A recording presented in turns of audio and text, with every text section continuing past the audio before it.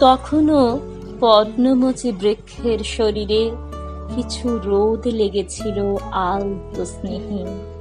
প্রান্তরের হিমেল হাওয়া উড়িয়ে নিচ্ছিল জমি হারানো মানুষগুলোর ছেঁড়া টানি। দেহাতি চায়ের দোকানে জড়সড় মানুষগুলোর চোখে মুখে লেগেছিল ক্লান্তি ও হতাশা। তিনি একজন কবি। টেবিল ল্যাম্পের মায়াবী আলোর নিচে কোনো কবিতা আসছিল না তার মনে, কোনো বিরহ তাকে কাতর করছিল না,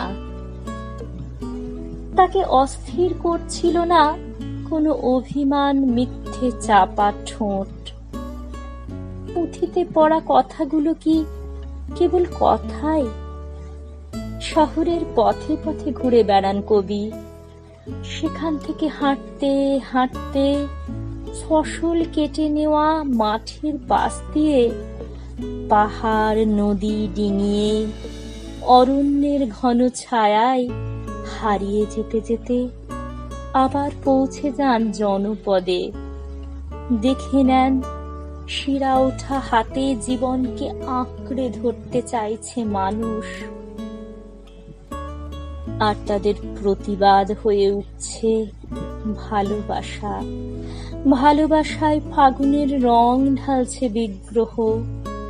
শীর্ণ সেই হাতগুলোর সাথে হাত মিলিয়ে তিনি টের পান বেঁচে থাকার উত্তাপ। এবার তিনি কবিতা লিখবেন, প্রেমের কবিতা, বিরহের কবিতা, অভিমানের কবিতা।